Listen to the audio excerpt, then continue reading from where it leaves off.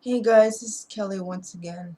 I'm going to be doing two movie reviews, and they're both Robin Williams movies. Okay. First one is going to be Mrs. Doubtfire, which is probably one of Robin's best films that I've ever seen, having been through this whole process myself. Not specifically parents divorcing, but parents separating, living in separate houses, or living in different areas of the country and having to shuffle between mom and dad all the time. you know so first one's gonna be Mrs. Doubtfire. The second one's gonna be 9 months. Mrs.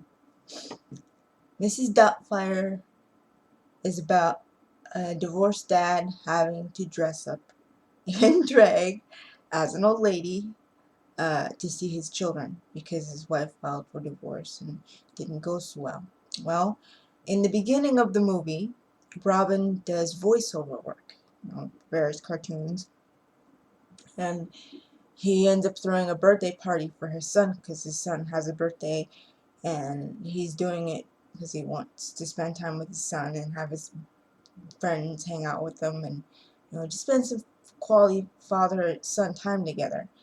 And in that process, the mom, played by Sally Field, who's an incredible actress, comes home from work, buys a birthday cake, sees that the house is a complete disaster, tells Daniel, played by Robin Williams, that she wants a divorce. And the two older kids hear that, and they hear that, they go into the room, and then whenever the fight is over, um, Robin's character Daniel leaves the house, moves out of the house, gets his own apartment, and then has to find a way to get a job so that he can have quality time with his kids.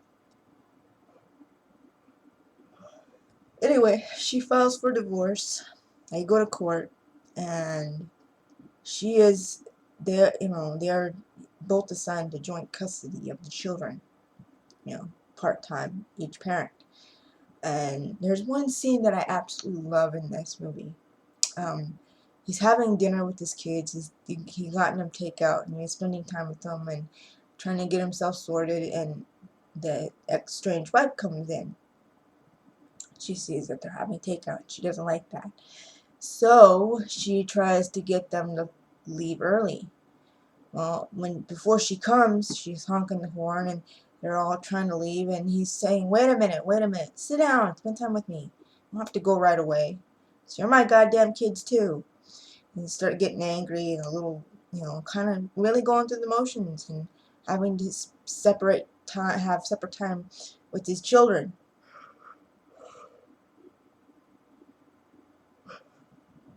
Anyway, his estranged wife comes to the door, sees that they're having takeout, gets pissed, tries to get them to leave the house early. Little mer, little girl playing his daughter Natty got up from the table, stood up out of the chair, looked at her mother and said, "We're his goddamn kids too, Mom." And she's just looking at her daughter, and then she looks back at Daniel, and she goes, "Thanks, Daniel. Is there anything else that you would like to teach your 5-year-old daughter?" I thought that was cute. But he still doesn't have a job. He has to see a social worker. Sorry, check in on his work status and his living arrangements, and trying to get himself where he needs to be so he can spend quality time with his kids. He goes to find a job, talks to the social worker, and she asks him, "What do you do for a living?" He's like, "I do voices." And she's like, "You do what?" He's like, "I do voices." And he started going into a different variety of voices that he does at his job. He goes in and he does that, and she's looking at him all weird. And then she's not so convinced, so he has to find another way to convince her that he has a different job. Well, he goes through the ads, and he sees that there's been an ad placed for a nanny slash babysitter, right? Okay. He goes in, looks at the ad, calls the number because it's his estranged wife's number. Okay. Calls the number, and he starts doing this interpretation of a different person, and his wife doesn't even know it's him. So she's like, nope, sorry, I can't take that. And then he calls back again, but he does it in the voice of a old Scottish lady, and she bought it, and she asked who the person was calling, and he's like, Mrs. Doubtfire, dear. She's like, okay, so he had gotten the job, but he had to figure out how in the hell do I do this without her knowing that it's me. So he goes to one of his friends who specializes in uh, prosthetics, bodysuits and whatnot, and have him dress up in drag. Try the different looks that could be used to go along with what he does. And they went through and they had a whole bunch of different looks, and the one that they decided on was the one with the gray wig and the other prosthetics, and they said, "You got it." So he goes in, dresses up in drag, goes to the house, gets the job, and then from there he's able to see his kids, but his kids don't know it's him up until one of them has to be helped with homework. And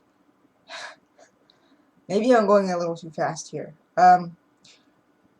His kids didn't know it was him. They thought this babysitter was a pain in the ass. Little did they know it was their father. They wanted to lounge around and watch TV and not do chores. He, as Mrs. Doubtfire, told them they had to clean the house, clean the kitchen, clean their bedrooms, take out the trash, and one of them decided that they were just going to watch TV. He took the remote, threw it in the fish tank, and ruined the remote, and so all of them got stuck doing chores, and they got all pissy.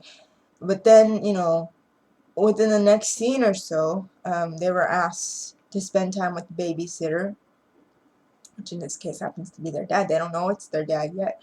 But the oldest daughter had to have help, or the son had to have help with homework. Or I forgot which one it was, but one of them had to have help with homework, and he had to pee real bad, and he's dressed up in drag. The bodysuit, the prosthetics, the wig, the makeup, everything, all of that. Dressed up in prosthetics and a bodysuit, and he has to pee real bad. He really had to go. And he went to the bathroom, and his son went in there, and he saw Mrs. Doubtfire taking a leak, and he called his sister out. He yelled for her sister. He's like, Mrs. Doubtfire, he's a she, and like he's getting all dramatic and he's freaking out. And Mrs. Doubtfire comes out from having to use the bathroom, and and one of them has a golf thing, or a tennis racket, right? They're gonna use it as a weapon. And he's like, whoa, whoa, whoa, put it down, put it down. I'm not who you think I am. Speaking in a normal voice, not as Mrs. Doubtfire. And the son and daughter were like, Dad, and he's like, yeah, and he's like, he said, I'm not who I think I am, and he's like, yeah, no shit, and his dad's like, watch your mouth, young man. And he's like, I do this so I can see you guys, because I can't tolerate not seeing you or hearing from you or getting to know how you are. This is why I do this. He said, you have to keep this a secret from your mother and from your younger sister. If you tell your younger sister, she's going to blow my cover. And you can't tell my caseworker, because I don't want my caseworker to find out. That would blow my cover and I wouldn't be able to see you again. So can you keep the secret? And he said, yeah, they did. They made the promise. And then he, as Mrs. Doubtfire, is helping the kids with their homework, helping them their chores and all of that. And then the facial mask that he wore for his costume got destroyed, and he had to go to his friend and say, look, I need a new one. My mask got destroyed. He's like, please be careful with this one. She's very fragile. So he goes in, does the same thing. The kids are able to keep the secret. And then he has to cook dinner for the kids. This is another favorite scene of mine. Has to cook dinner for the kids, and he's cooking I think it's pasta or something, I don't know, something boiled in water. And he wasn't keeping an eye on the water, and it boiled over. And he went to lean over, and his chest caught on fire. His padding caught on fire. And he's like, God, it's hot here. And he looks down, and his chest is all covered in fire. His suit gets ruined. And he's grabbing pot covers and shit, grabbing pot covers and trying to put it out.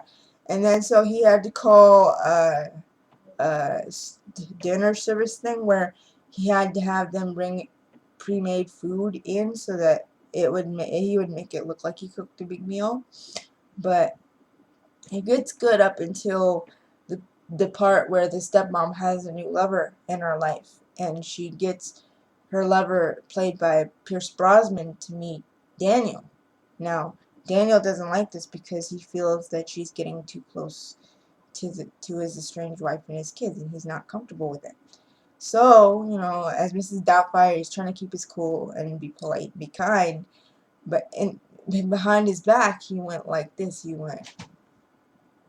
flipped him off, and he got pissed. And then,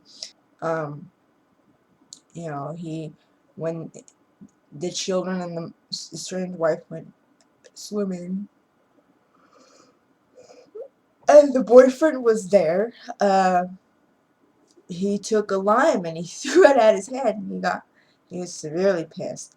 But the big shocker comes in near the end, not near the end of the movie, part way through, where Mrs. Doubtfire is asked to come to a birthday dinner for the mother and the children.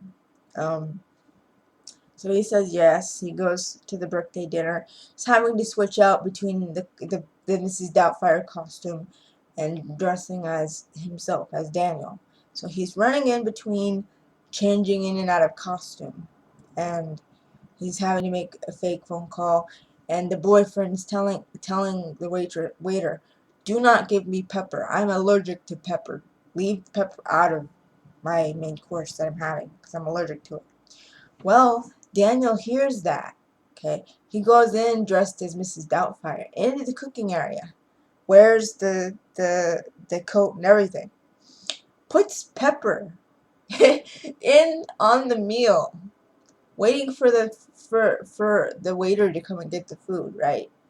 So the waiter comes and gets the food, and as the food's coming to the table, the ex-wife gets a bracelet for her birthday, and she tries to kiss the new guy coming in that's been in her life, and Mrs. Doubtfire stops him, and she's partially intoxicated,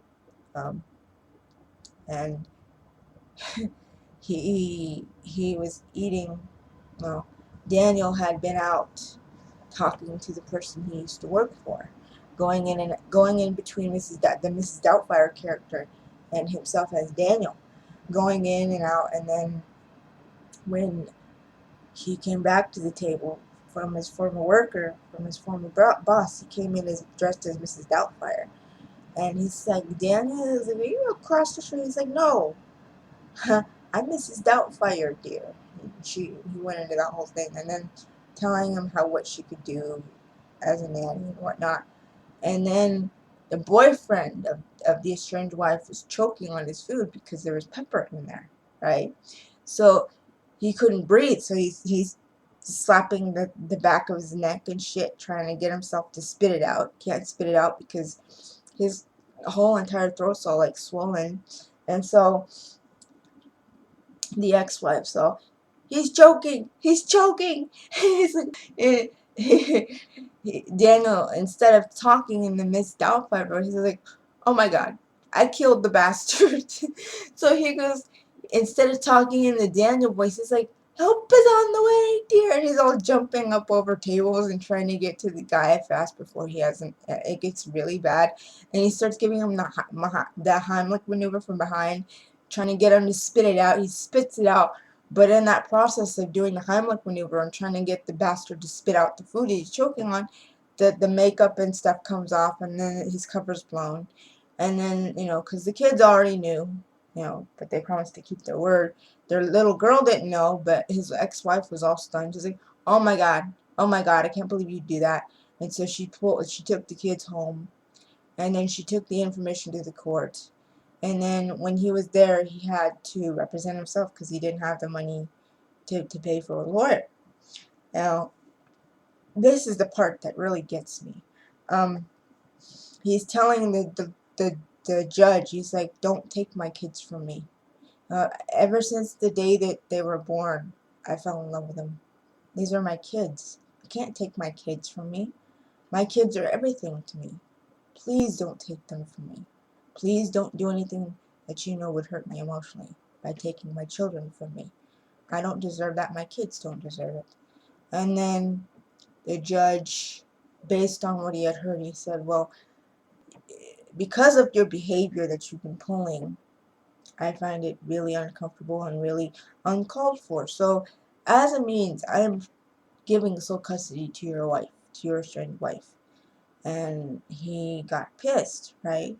Well, when he was doing his Miss Doubtfire thing, his TV show, his ex-wife comes in and she says, "Daniel, can we talk?"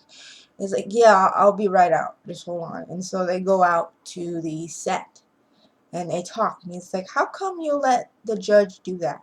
How could you let him pass a sentence like that? You just let him do that by basically hurting me, by not letting me see our children. Our children are part of my life. I'm their father. I'm the one taking care of them while you're out working. You hurt me once before. Why don't you go ahead and, just for the hell of it, do it again? Tear my heart in two. See how much it hurts me to have to take my kids from me when all I want to do is spend time with them. How in the hell could you do that?" And she's like, "I don't want to, I don't want to fight anymore of who hurt. All I came here to tell you is that the kids have changed Mrs. Doubtfire's interest. They love her. They adore her. They think she's the most wonderful person on the planet. I just don't want to see more. You want to see the kids? You can go ahead and see the kids." So as the movie's ending, he gets to see his children uh, on a day-to-day, every day for a couple hours and spend time with them. And the eldest daughter's like, "What about the courts? What are the courts?" She looked at her mom and she said, "I took care of that." And she said, "Your father's going to come and take you for a few hours every day after school." And the little girl's like, "Is this true?" And he's like, "Yeah, it's true." And so she ran over and she said, "Is it just us?" And he said, "Yeah, it's just us. Go get Mr. Bear." So they got their stuff, and as the movie's ending, he talks as Mrs. Doubtfire, and one of the little kids wrote him a touching letter. This is another part that kills me. The little girl asks if mommy and daddy being divorced means that you're not a family anymore. Fire's response: "Just because your mommy and daddy don't love you anymore, don't each other, doesn't mean that they don't love you. They don't still love you." Everybody comes from a different backgrounds, different family. Everybody's different. There's nothing wrong with that. As long as you have them in your life, you're always gonna have them in your heart. And it's so touching. It's so beautiful. I can't watch Mrs. Doubtfire without wanting to cry. It kills me. Anyway, I'm going to move on to a movie called 9 Months that stars Robin Williams, Hugh Grant, Julianne Moore, um, Jeff Goldblum, Tom Arnold.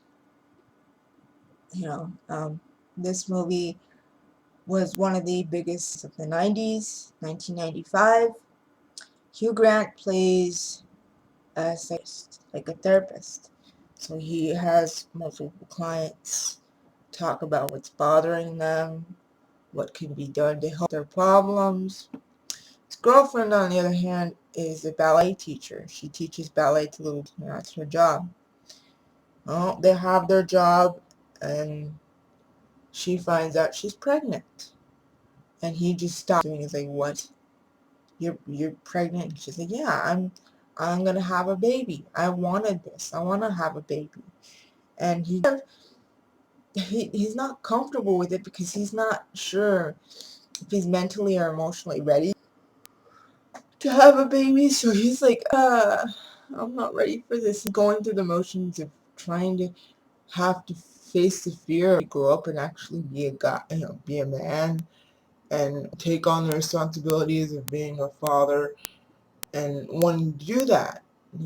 He ends up going with her to one of her doctor's appointments. Now, this is where Robin's character comes in. I forgot what the character name was, but he does play a doctor. They go in for an ultrasound, right? And he asked her when her last menstrual cycle was, and they give her the exact due date of when they're supposed to be born. And he gives the date of December 18th, and he and Hughes Carey not really comfortable with that. I mean, he's really going through the motions of not wanting to have a baby, but he then has to realize that if he wants to be with his girlfriend, he has to kind of grow up a little bit and have some common sense and be able to understand that this is what she wants. And he's really struggling with it, and then she finds out that he missed one of the ultrasound appointments. So she shuts him out. She says, you don't want this baby. I'm going to go stay with our friends that we met not too long ago. And then I'm going to see if I can stay with my parents, because you really don't want this. You're not ready for a baby. You don't want to be with me. I want this baby. You're not paying attention to me. No. And so she leaves. He goes through the process of having her in order for him to grow up mentally and emotionally. He has a female come on to him. He has one of his friends come to one of their local parties. He's got another girl trying to hit on him in bed, and all he can think about is his girlfriend because he's not wanting to cheat. And it was during the second to last ultrasound that he got to see the baby. The ultrasound of what the baby looked like in a girl. And he saw the ultrasound and he fell in love with the baby. So he goes in and he proposes to her. She's in the hospital. He says, I don't give a damn about me anymore.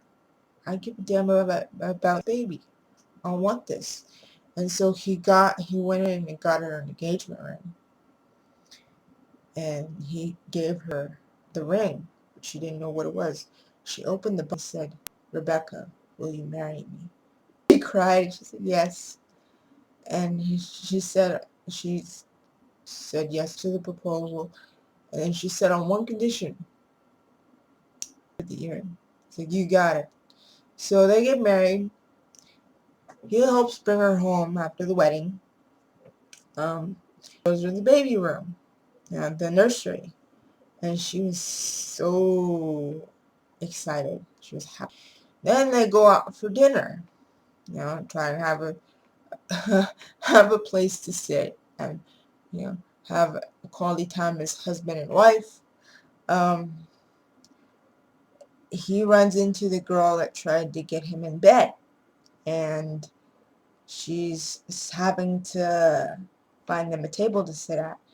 And his wife asked him, she's like, who is that? And he's like, oh, that was someone I knew a long time ago. And so they get a table, and as they're getting the table, Rebecca goes into labor.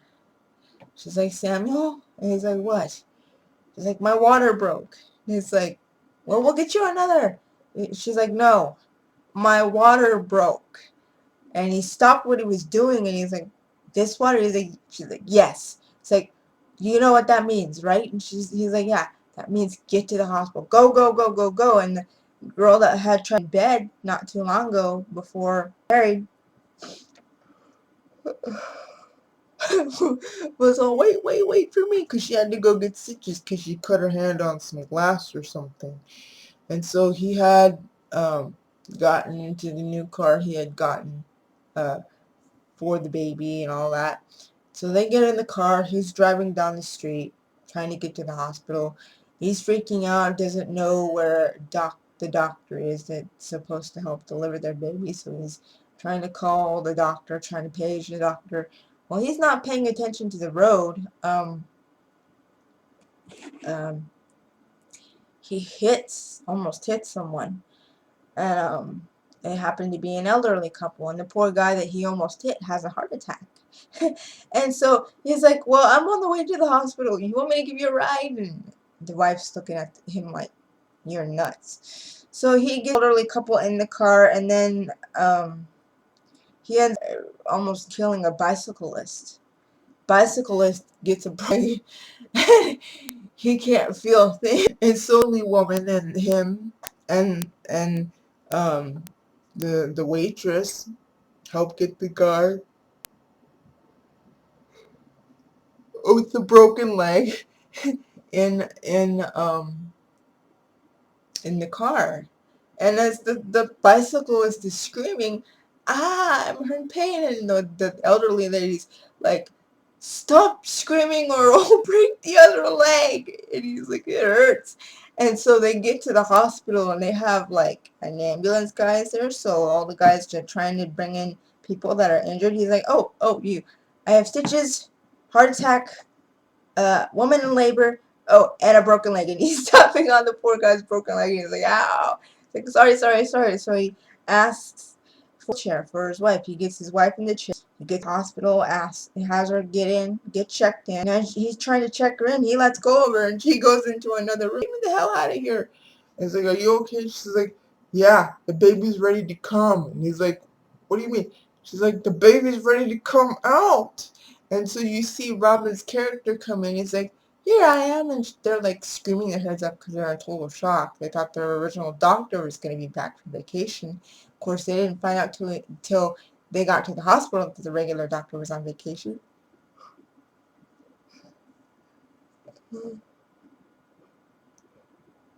Samuel's like, where did our regular doctor go? He's like, he's on vacation. He's like, you're 2 weeks early. And he's like, no, and his wife's like, no, I want someone else. And Rob's character's like, well, there is nobody else. You guys want to help deliver this baby? I said, by yourself? I suggest you come with me.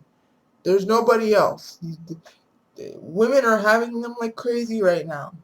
There's nobody else available. There's not enough doctors. There are not enough nurses. So if you want to help deliver this baby on your own, I suggest you come with me. And he bumps into the woman's nose. And he's like, I'm sorry, this is my very first delivery, okay? And so get her dressed up, get ready to deliver.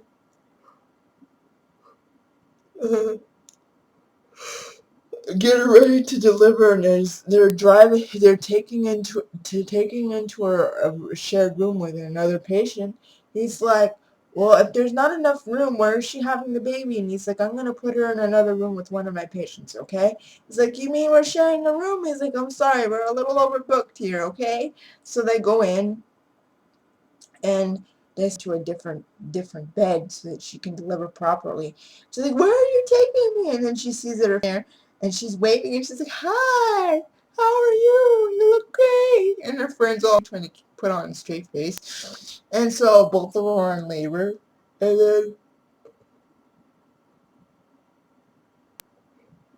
then the doctor's like, okay, you're 7 centimeters dilated. And he's like, how much? She's like, how much is that? And so he's showing her how far along in dilation she is.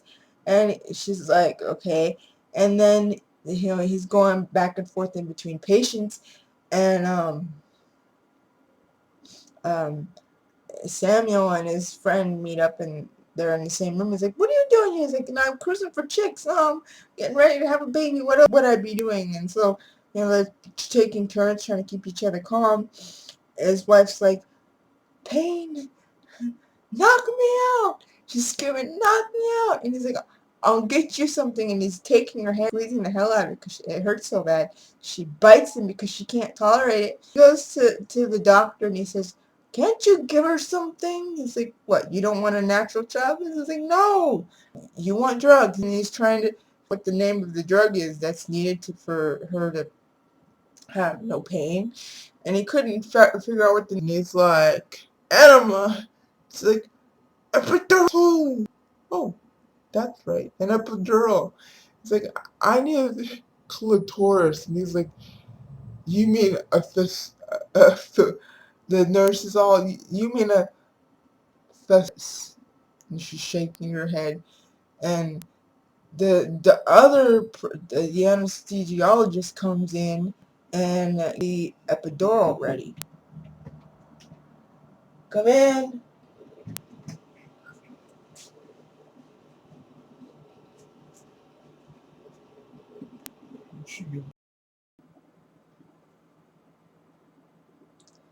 Sorry, as I was saying, the anesthesiologist comes in, has the needle ready, and he's getting the the medicine that's needed for the epidural, and he's getting it out of the needle, and husband's all like, "You're gonna inject that into my wife?" And he's like, "Yeah, right into her spine."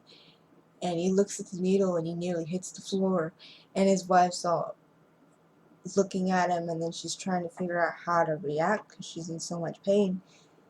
And then the doctor sees it, and he's like, "That's why women have the babies, you see, because men can't handle he's gonna say pain, but he saw the needle and he hit the floor." And then the other nurse that was helping them asked for a specific medicine to help them wake up so that they could participate in the labor. So they both got up off the floor, and both of the women were in full dilation, ready to have their babies. And her friend had hers first, and then she had hers, but she was screaming in pain. She said, "I know it hurts, I know it burns, but you have to do this." And she's screaming in pain because she can't handle it. And then he's telling her, "I want you to control your push because you're going to tear it if you're not careful." So she helps deliver the baby, and he helps deliver the baby, and he puts the baby in her arms. And he's like, "Your son's very handsome. He's got very big testicles too." And so, they kind of bond over the child, both babies. And then after the babies are born, the doctor threatens to have one of the babies circumcised. He's like, "No, no, no, no, no." So near the end of the movie, he reconnects with his wife, bonding of the child. He's dancing with his wife, and trying to calm the baby down, and that's how the movie ends. But like I said, I'm still shocked over his passing, and it's very tragic. It's not something I would have had expect to have happen. It's not any way, shape, or form normal at all. So yeah, but there will be more movie reviews on the way. Sorry for all the yawning. Have really bad insomnia this morning. So, but there's gonna be more movies to come. That'll be it for now. Okay.